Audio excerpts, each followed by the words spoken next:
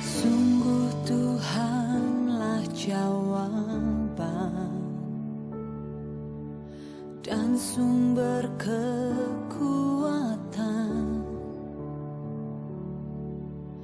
di saat tak berdaya. Dia yang memegang tanganku. Sungguh Tuhanlah menara dan kubu pertahanan. Selamat pagi Bapak Ibu, Saudara sekalian. Kita siapkan hati kita untuk beribadah streaming pada pagi hari ini. Saya percaya bahwa kita akan dipuaskan dengan firman Tuhan, puji-pujian untuk memuliakan nama Tuhan. Mari kita berdoa. Tuhan, terima kasih kalau kami masih diberi kesempatan untuk beribadah kepada Tuhan. Kami percaya Tuhan bahwa bukan secara kebetulan kami boleh datang pada ibadah streaming pagi hari ini. Tuhan akan berbicara secara khusus kepada kami, sehingga kami sungguh-sungguh Tuhan boleh memiliki kerohanian yang terus bertambah. Dan pimpin ibadah ini dari permulaan sampai pada akhirnya. Iblis dan roh jahat yang ingin mengganggu jalannya ibadah, di dalam nama Tuhan Yesus Kristus kami usir keluar. Dan Yesus hancurkan setiap pekerjaan iblis dan roh jahat. Terpujilah namamu Tuhan, di dalam nama Tuhan Yesus Kristus kami buka ibadah streaming pagi hari ini. Haleluya, amin. Puji nama Tuhan, jemaat yang dikasihi Tuhan. Saatnya kita akan datang kepada Tuhan. Kita mau siapkan hati kita. Kita mau menyembah Tuhan, memuliakan nama Tuhan. Sebab kita tahu Dia adalah Allah yang sungguh luar biasa, Allah yang mengasihi setiap kita. Terima kasih Tuhan. Terima kasih. Kami datang Tuhan, membawa setiap kerinduan kami.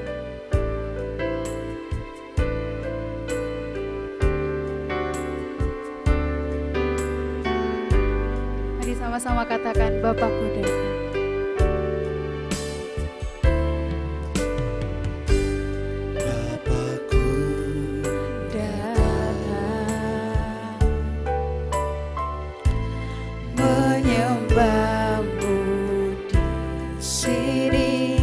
Percaya Tuhan, ku percaya Kau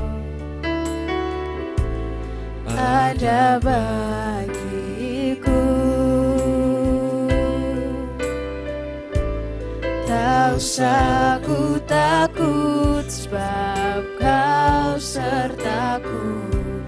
Tak usah ku bimbang, Kau di dalamku. Tak usah ku cemas, Kau menghiburku. Saat ku lemah, Kau kuatku. Ku nyanyi haleluya, haleluya. Ku nyanyi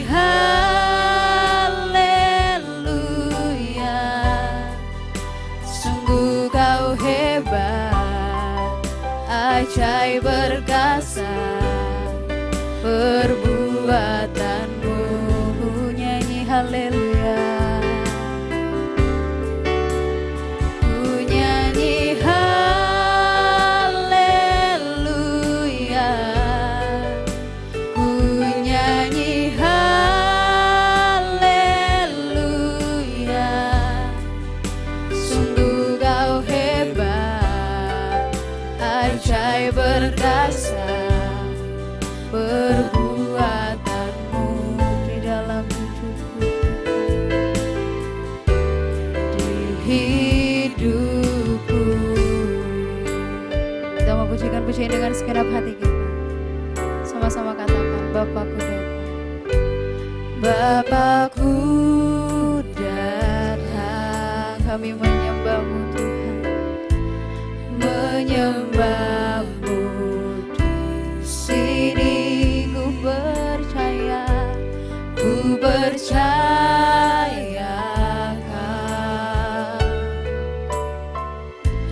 Kau ada bagiku. Tak usah ku takut sebab Kau sertaku. Tak usah ku bimbang, Kau di dalamku. Tak usah ku cemas, Kau menghiburku. Saat ku lemah, Kau kuatku. Ku nyanyi haleluya,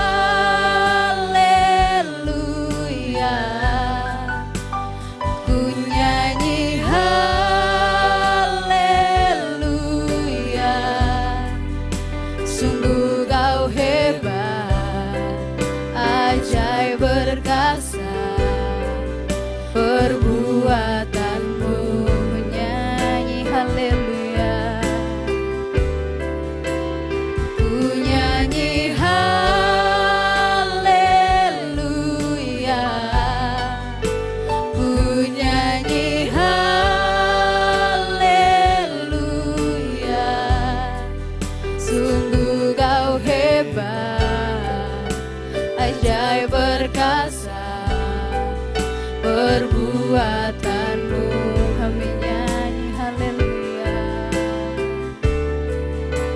Ku nyanyi haleluya,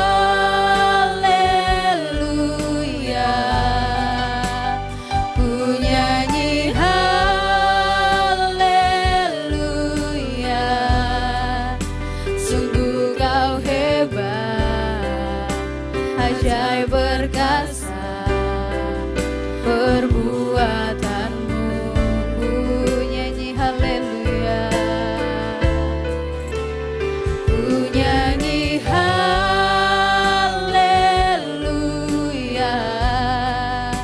ku nyanyi haleluya. Sungguh Kau hebat, ajaib berkasa, perbuatanmu. Di hidupku.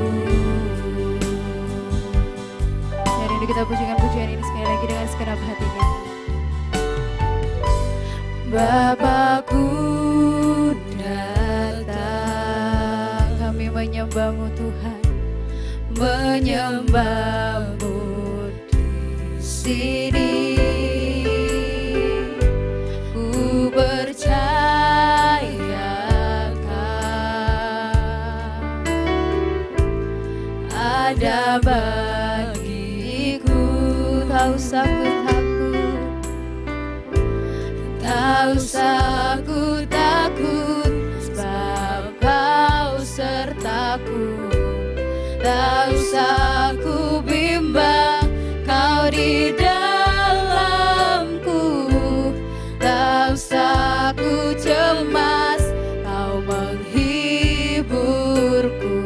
Saat ku lemah, Kau kuatku. Ku nyanyi haleluya, ku nyanyi haleluya.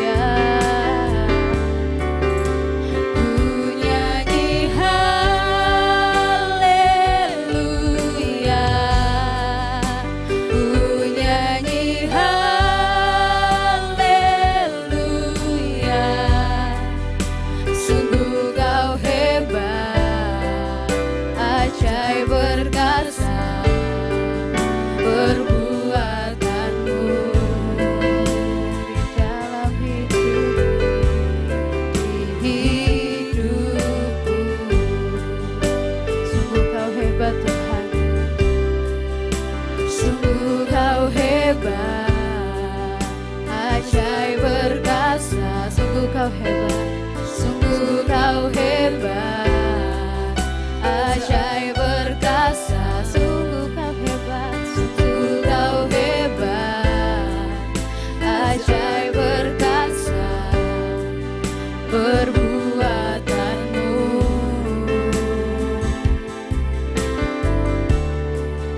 di hidupku. Puji nama Tuhan. Kita mau percaya sebab Dia Allah yang mengasihi setiap kita. Dia adalah kekuatan dalam hidup kita. Terima kasih Tuhan. Kita mau lebih lagi bersorak-sorai untuk Allah kita. Sebab Dia adalah kekuatan dalam hidup kita.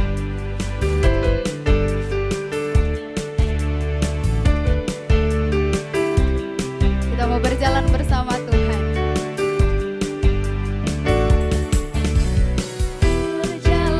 Berjalan bersamamu, takkan ku gentar. Tanganmu menopangku, jalani kehidupan.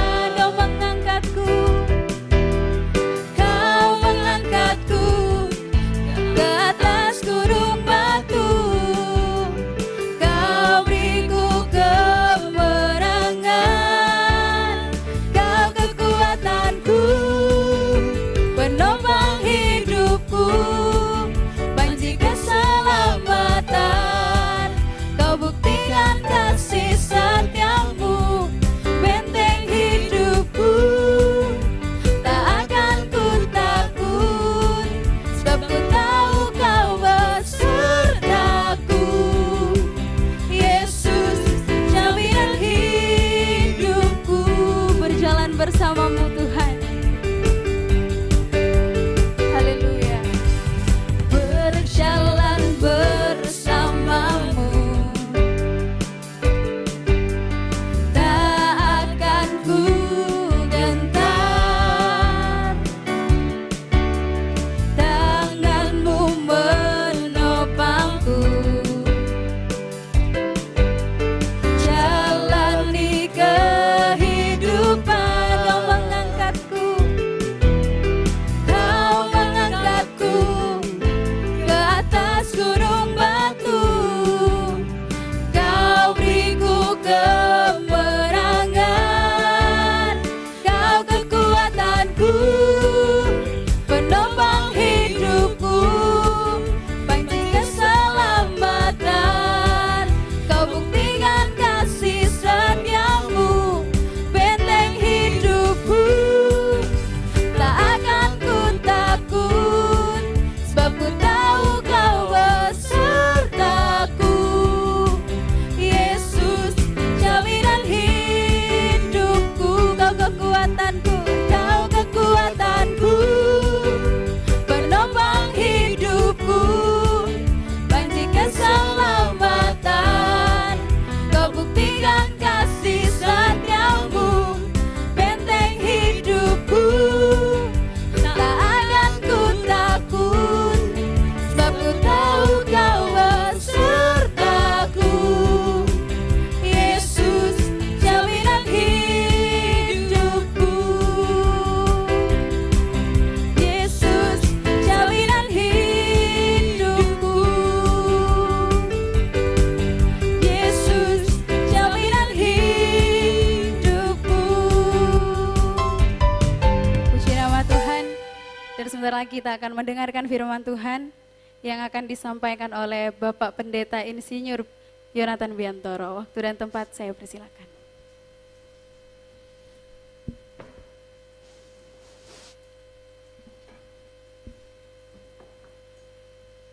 Shalom, mari kita berdoa untuk mendengarkan kebenaran firman Tuhan. Kami sudah memuji dan memuliakan nama-Mu, dan sebentar kami akan mendengarkan kebenaran firman-Mu Tuhan Roh Kudus memberikan kepada kami pengertian-pengertian yang baru, sehingga kami makin dewasa rohani, makin mengerti kehendak-Mu. Di dalam nama Tuhan Yesus Kristus, kami pelaskan doa kami dan mengucap syukur. Haleluya. Amin. Bapak Ibu, selamat pagi. Kita sebentar akan mendengarkan kebenaran firman Tuhan. Saya akan membawakan kebenaran firman Tuhan pada pagi hari ini dengan judul Percaya yang Tidak Menyelamatkan. Sekali lagi, percaya yang tidak menyelamatkan. Tentu kita semua tahu dan merasa yakin betul bahwa Tuhan Yesus Kristus adalah satu-satunya Tuhan dan Juru Selamat. Raja di atas segala raja, Allah di atas segala Allah, Tuhan di atas segala Tuhan, bahkan dokter di atas segala dokter. Tentu kalau orang tidak percaya kepada Yesus, tidak mungkin bisa diselamatkan. Orang yang ingin masuk surga, orang yang ingin diselamatkan, orang yang ingin mendapatkan hidup kekal, hanya dengan percaya. Tetapi percaya itu ada dua macam, Bapak Ibu. Yang pertama adalah percaya yang menyelamatkan, dan yang kedua adalah percaya yang tidak menyelamatkan. Apa itu percaya yang menyelamatkan? Percaya yang menyelamatkan, mulut kita mengaku, hati kita percaya dan menerima bahwa Tuhan Yesus Kristus adalah satu-satunya Tuhan dan Juru Selamat. Mengandalkan Tuhan Yesus saja untuk memperoleh hidup yang kekal. Biarkan Tuhan Yesus menjadi raja di atas segala raja yang memerintah dan mengendalikan hidup saudara. Itu percaya yang menyelamatkan, Bapak Ibu. Tetapi ada juga percaya yang tidak menyelamatkan.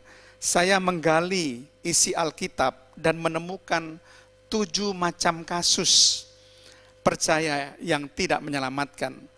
Apa saja kira-kira percaya yang tidak menyelamatkan, supaya kita semuanya yang mendengarkan kebenaran firman Tuhan ini tidak memiliki percaya yang demikian. Kita semuanya memiliki percaya yang menyelamatkan, bukan percaya yang tidak menyelamatkan. Nah, mari kita melihat di dalam Kisah Para Rasul pasal yang ke-17 ayat yang ke-23. Kisah Para Rasul pasal 17 ayat yang ke-23. Sebab ketika aku berjalan-jalan di kotamu dan melihat-lihat barang-barang pujaanmu, aku menjumpai juga sebuah mezbah dengan tulisan kepada Allah yang tidak dikenal. Sekali lagi, kepada Allah yang tidak dikenal. Apa yang kamu sembah tanpa mengenalnya, itulah yang kuberitakan kepada kamu. Nah, saudara sekalian, perhatikan. Contoh kasus pertama saya yang dapatkan di dalam Alkitab tentang percaya yang tidak menyelamatkan adalah percaya tetapi tidak tahu kepada siapa yang dia percayai. Sekali lagi, percaya tetapi tidak tahu kepada siapa yang dia percayai. Karena dikatakan kepada Allah yang tidak dikenal. Mungkin percayanya hanya faktor keturunan. Karena saya adalah keluarga Kristen, saya juga adalah orang-orang Kristen. Tapi tidak mengenal secara hati ke hati, secara dalam tentang Yesus. Hanya sekedar menjadi orang Kristen, menjadi orang percaya karena faktor keturunan. Jadi percaya demikian pasti percaya yang tidak menyelamatkan. Bagaimana Bapak Ibu bisa percaya kepada Allah yang tidak dikenal?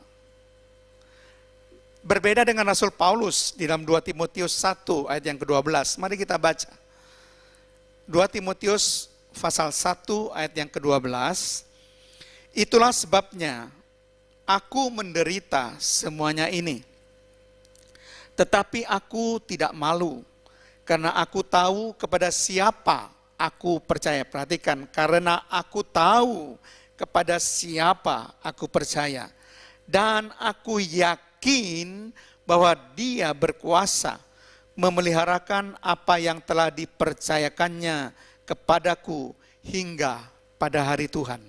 Nah, Rasul Paulus sangat tahu betul kepada siapa dia percaya.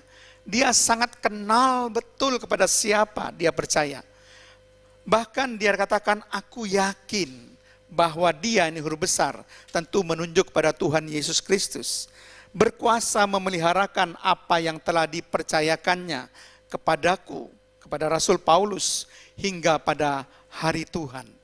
Sampai pada hari Tuhan, dia percaya bahwa Yesus punya kuasa untuk memeliharakan apa yang dipercayakannya kepada dia.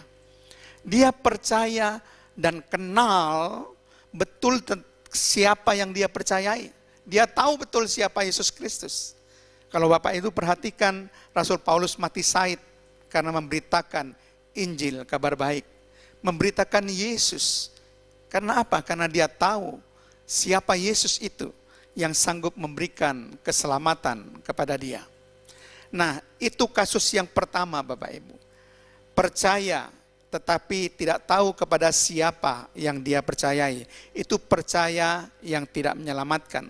Kita lihat contoh kasus yang kedua, Galatia 4 ayat yang ke-8. Dahulu ketika kamu tidak mengenal Allah, kamu memperhambakan diri kepada Allah-Allah yang pada hakikatnya bukan Allah. Perhatikan, kepada Allah-Allah, ini huruf kecil, tentu bukan Allah yang benar, tetapi ilah-ilah yang pada hakikatnya bukan Allah. Nah, ini contoh kasus kedua percaya yang tidak menyelamatkan, yaitu percaya kepada Allah-Allah yang pada hakikatnya bukan Allah. Percaya kepada dewa-dewi, percaya kepada berhala-berhala, menyembah patung-patung. Nah, Bapak Ibu perhatikan baik-baik. Banyak orang yang percaya pada dewa-dewi, percaya kepada ilah-ilah, menyembah patung-patung. Padahal kita tahu bahwa berhala itu tidak menyelamatkan.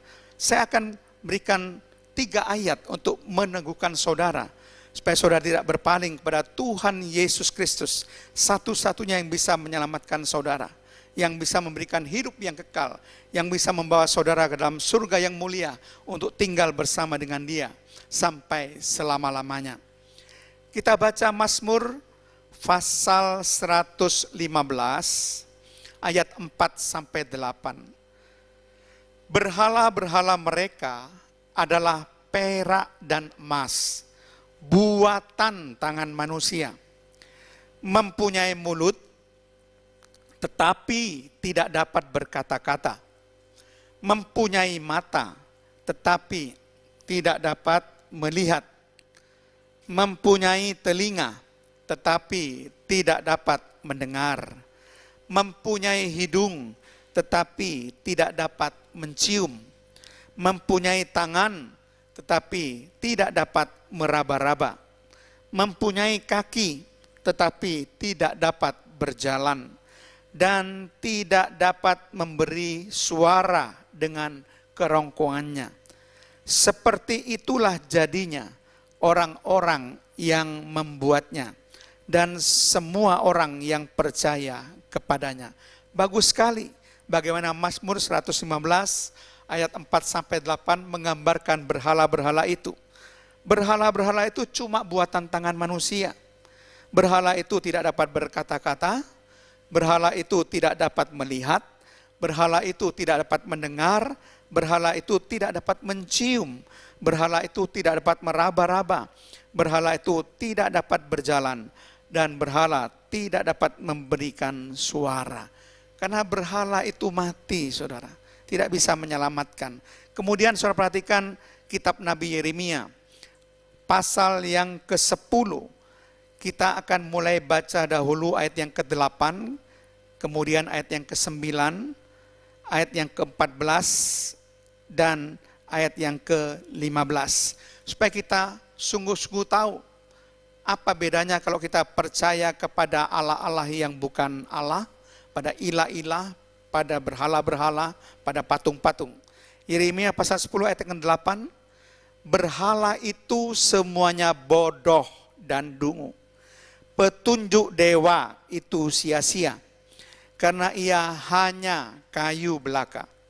9, perak kepingan dibawa dari Tarsis, dan emas dari Ufas. Berhala itu buatan tukang dan buatan tangan pandai emas. Pakaiannya dari kain ungu tua dan kain ungu muda. Semuanya buatan orang-orang ahli. Ayat 14, setiap manusia ternyata bodoh, tidak berpengetahuan, dan setiap pandai emas menjadi malu karena patung buatannya. Sebab perhatikan, patung tuangannya itu adalah tipu. Perhatikan, patung tuangannya itu adalah tipu. Tidak ada nyawa di dalamnya. Jadi patung berhala itu mati, saudara, tidak bisa menolong apa-apa. Kemudian ayat 15, semuanya adalah kesia-siaan, pekerjaan yang menjadi buah ejekan dan yang akan binasa pada waktu dihukum. Perhatikan, orang yang percaya kepada berhala itu sia-sia dan akan binasa pada waktu penghukuman itu tiba. Jadi mari saudara, kita percaya kepada Allah yang benar yang kita kenal di dalam nama Tuhan Yesus Kristus. Jangan percaya kepada berhala-berhala. Jangan percaya kepada ilah-ilah, kepada Allah-Allah yang pada hakikatnya bukan Allah. Jangan percaya pada patung-patung. Dan kita baca Yesaya 45 ayat 5-6 bagaimana Tuhan menegaskan dirinya. Yesaya 45 ayat 5-6. Akulah Tuhan dan tidak ada yang lain. Kecuali aku tidak ada Allah. Aku telah mempersenjatai engkau, sekalipun engkau tidak mengenal aku, supaya orang tahu dari terbitnya matahari sampai terbenamnya, bahwa perhatikan, tidak ada yang lain di luar aku. Tidak ada yang lain di luar aku. Akulah Tuhan dan tidak ada yang lain. Akulah Tuhan dan tidak ada yang lain. Amin saudara. Saya sungguh bersyukur kalau saudara semua percaya kepada Allah yang benar, Allah yang kita kenal dalam nama Tuhan Yesus Kristus, sehingga saudara semua yang mendengarkan firman Tuhan pada pagi hari ini, semuanya boleh pasti mendapatkan keselamatan, pasti mendapatkan hidup yang kekal, dan pasti masuk surga dan tinggal bersama dengan Tuhan Yesus Kristus sampai selama-lamanya. Contoh kasus yang ketiga Bapak Ibu, yaitu percaya kepada Yesus tetapi masih belum merdeka dari dosa, tetapi tetap masih dikuasai oleh dosa. Jadi percaya pada Yesus, percaya, tetapi masih belum merdeka dari dosa, masih dikuasai oleh dosa. Kasus ini sebetulnya Bapak Ibu bisa membaca dengan lengkap di Yohanes pasal 8. Tapi kalau kita baca semuanya, itu banyak sekali ayatnya, saya akan pilih saja. Kita baca dahulu Yohanes pasal 8 ayat 30 sampai 31. Ayat 30, setelah Yesus mengatakan semuanya itu, banyak orang percaya kepadanya. 31, maka katanya kepada orang-orang Yahudi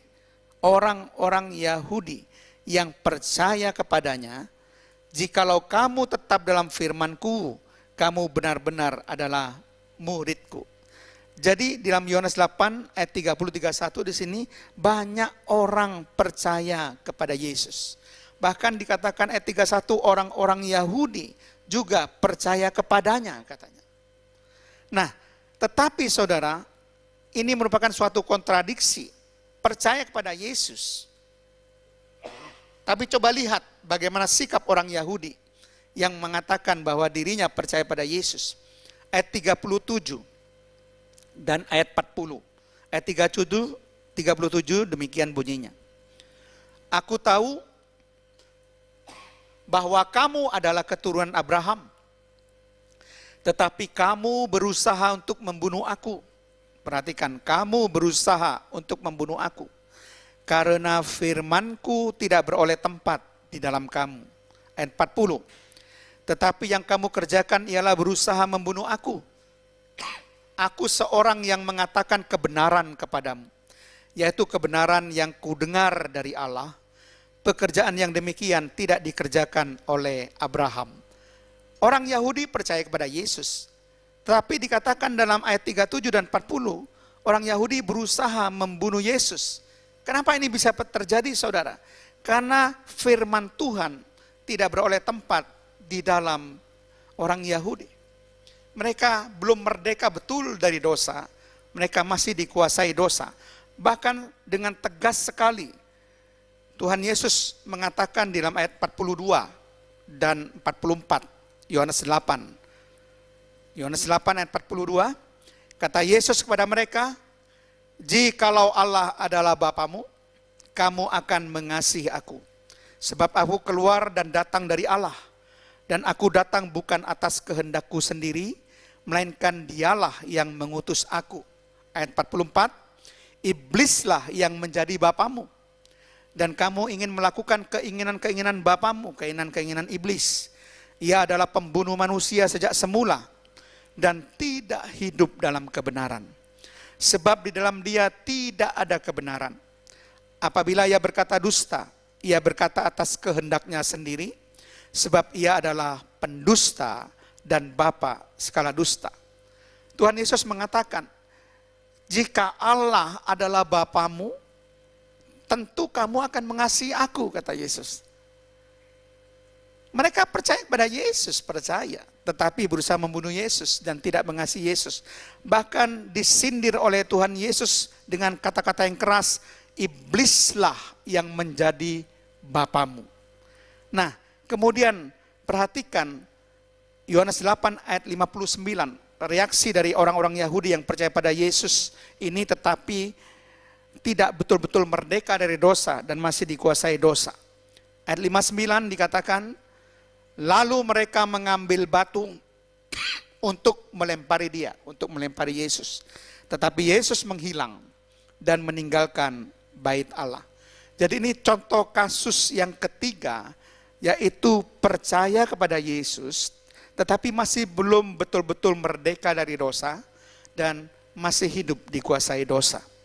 Contoh kasus yang keempat kita baca Injil Yohanes 2.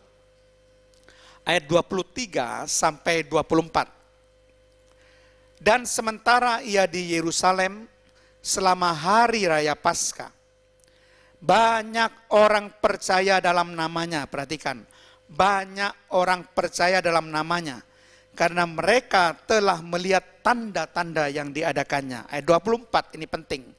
Tetapi Yesus sendiri tidak mempercayakan dirinya kepada mereka, karena ia mengenal mereka semua. Jadi contoh kasus yang keempat percaya yang tidak menyelamatkan adalah percaya kepada Yesus, tetapi Yesus tidak mempercayakan dirinya kepada mereka. Nah, ini suatu kasus yang tentu suatu hal yang menyedihkan, saudara. Percaya kepada Yesus, tapi Yesus tidak mempercayakan dirinya kepada mereka. Kenapa, saudara? Karena Yesus tahu hati mereka. Yesus mengenal dalam-dalam mereka semuanya. Percayanya tidak sungguh-sungguh. Ini contoh percaya yang tidak menyelamatkan. Mari kita juga lihat contoh kasus yang kelima. Yohanes 6 ayat yang ke-26. Yesus menjawab mereka, aku berkata kepadamu, sesungguhnya kamu mencari aku, bukan karena kamu telah melihat tanda-tanda, melainkan karena kamu telah makan roti itu dan kamu kenyang. Jadi, melainkan karena kamu telah makan roti itu dan kamu kenyang. Jadi, kasus ini merupakan kasus percaya yang tidak menyelamatkan, yaitu percaya kepada Yesus hanya untuk hal-hal yang sementara, bukan hal-hal yang kekal. hal-hal yang sementara untuk memenuhi kebutuhan hidup saja, saudara. Jadi mereka mencari Yesus bukan karena hal-hal yang kekal, supaya dapat hidup kekal, tetapi karena mereka telah menikmati berkat makan roti dan mereka kenyang, saudara. Kebutuhan hidup mereka tercukupi karena mujizat Yesus. Jadi kita jangan sampai percaya kepada Yesus hanya untuk hal-hal yang sementara, hanya untuk memenuhi kebutuhan hidup. Percaya pada Yesus supaya saya diberkati, percaya pada Yesus supaya saya disembuhkan. Bukan itu, saudara. Percaya pada Yesus supaya saudara diselamatkan. Percaya pada Yesus supaya saudara dapat hidup kekal. Percaya Yesus supaya saudara dapat masuk surga dan tinggal bersama Yesus. Kita saudara dipanggil pulang ke rumah Bapa di surga. Itu tujuan utama percaya pada Yesus. Nah, kita lihat contoh kasus yang ke-6. Kita baca di dalam Markus pasal 7 ayat yang ke-6. Jawabnya kepada mereka, benarlah nubuat Yesaya tentang kamu, hai orang-orang munafik, sebab ada tertulis, bangsa ini memuliakan aku dengan bibirnya, padahal hatinya jauh daripadaku. Perhatikan, bangsa ini memuliakan aku dengan bibirnya, padahal hatinya jauh daripadaku. Kemudian Matius 23 ayat 28, kita bandingkan di sini. Demikian jugalah kamu di sebelah luar, perhatikan, di sebelah luar kamu tampaknya benar di mata orang, tetapi di sebelah dalam kamu penuh kemunafikan dan kedurjanaan. Jadi contoh kasus ke-6 ini adalah percaya yang tidak menyelamatkan adalah percaya kepada Yesus hanya pada bibir, bukan dengan hati, hanya di luar, bukan di dalam, hanya secara lahiria, bukan batinia. Jadi mereka cuma memuliakan Yesus dengan bibirnya, tapi hatinya jauh daripada Yesus. Nah, orang-orang yang percaya seperti ini, saudara, ini tidak akan diselamatkan. Coba kita baca lagi 2 Timotius 3 ayat yang ke-5. Secara lahiria mereka menjalankan ibadah mereka, tetapi pada hakikatnya mereka memungkiri kekuatannya. Jauhilah mereka itu. Jadi mereka beribadah cuma secara lahiria, secara luar, bukan secara dalam. Hanya di bibir dan di mulut memuji Tuhan, bukan dengan hati memuji Tuhan. Apa kata firman Tuhan dalam Roma pasal yang 10? Mari kita baca Roma pasal 10 ayat 9 sampai 10. Roma pasal yang ke-10. Kita baca ayat yang ke-9 sampai 10. Demikian bunyi firman Tuhan. Sebab jika kamu mengaku dengan mulutmu, jadi mengaku dengan mulutmu bahwa Yesus adalah Tuhan, dan percaya dalam hatimu, perhatikan kata hatimu, bahwa Allah telah membangkitkan dia dari antara orang mati, maka kamu akan diselamatkan. Ayat 10. Karena dengan hati orang percaya dan dibenarkan, dan dengan mulut orang mengaku dan diselamatkan. Tidak cuma pengakuan mulut, tapi juga harus percaya dan menerima Tuhan Yesus dengan hati saudara. Itu percaya yang bisa menyelamatkan. Jadi percaya bukan hanya di bibir, tapi dengan hati saudara, bukan hanya di luar, tetapi juga di dalam, bukan hanya secara lahiria, tapi juga secara batinia. Kemudian contoh kasus yang terakhir, yang kasus yang ke-7, percaya hanya sebatas pengetahuan di akal saja, tidak ada relasi hubungan dengan Yesus. Jadi ada orang yang percaya hanya sebatas pengetahuan di akal, tetapi tidak ada relasi hubungan dengan Yesus. Saudara tahu tidak bahwa iblis itu punya pengetahuan tentang Allah? Punya, saudara. Tetapi tidak ada relasi dengan Yesus. Coba saudara perhatikan, saya berikan contoh kasus bahwa iblis betul punya pengetahuan dengan Allah, saudara, ya, tentang Allah. Bahkan tentang Yesus juga dikatakan di sini. Yakobus 2 ayat 19 dikatakan, engkau percaya bahwa hanya ada satu Allah saja. Itu baik, perhatikan kata-kata ini. Tetapi setan-setan pun juga percaya akan hal itu. Setan-setan pun juga percaya akan hal itu. Dan mereka gemetar. Setan percaya bahwa ada satu Allah. Allah Tritunggal, satu Allah dengan 3 pribadi. Allah Bapa, Allah Putra, Roh Kudus. Setan percaya ada satu Allah. Saudara percaya satu Allah? Sama, setan juga percaya. Cuma yang membedakan, saudara punya relasi hubungan dengan Yesus. Setan tidak punya, saudara. Perhatikan lagi contoh kedua, saudara. Bagaimana iblis punya pengetahuan tentang Allah. Kisah Rasul pasal 19 ayat 15. Tetapi roh jahat itu menjawab, Yesus aku kenal dan Paulus aku ketahui. Tetapi kamu, siapakah kamu? Nah, roh jahat kenal Yesus, kenal Paulus, tahu Paulus. Jadi jangan dikira bahwa roh jahat dan iblis itu tidak punya pengetahuan tentang Allah dan tentang Yesus. Coba kita lihat kasus selanjutnya. Markus 3 ayat 11.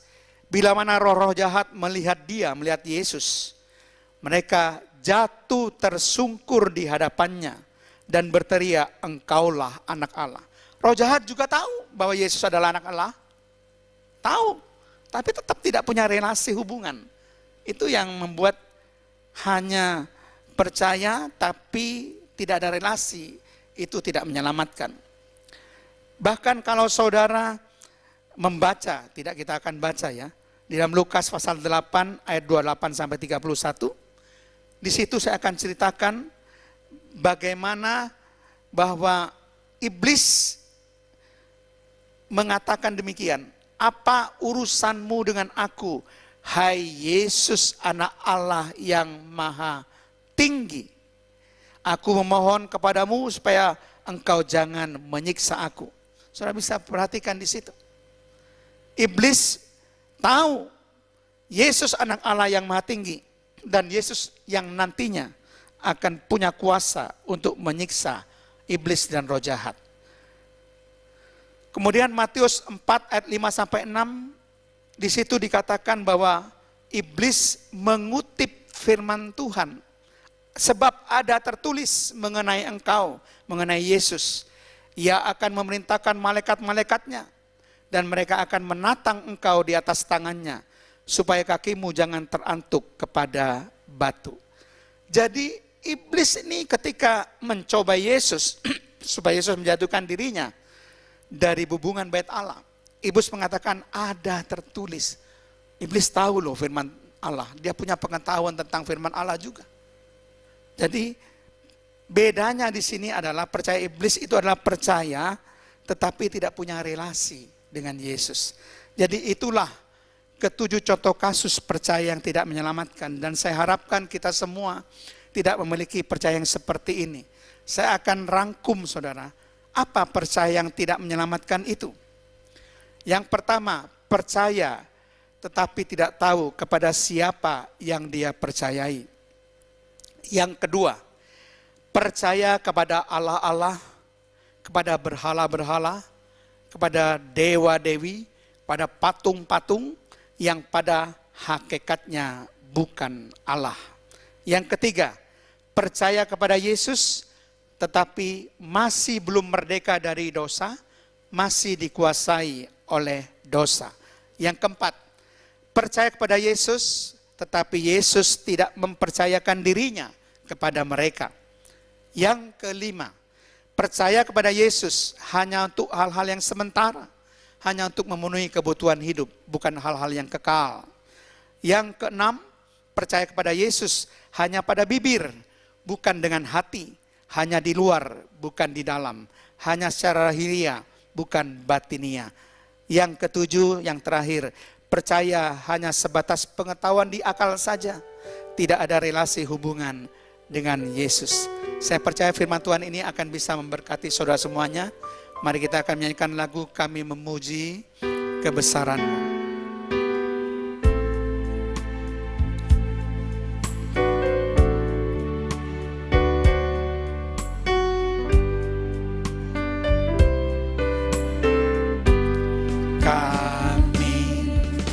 memuji kebesaran-Mu. Ajaib Tuhan, ajaib Tuhan, kami memuji kebesaran-Mu. Ajaib Tuhan,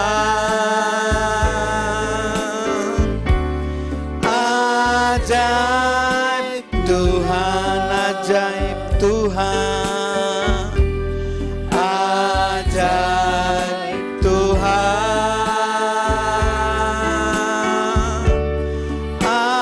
ajaib Tuhan.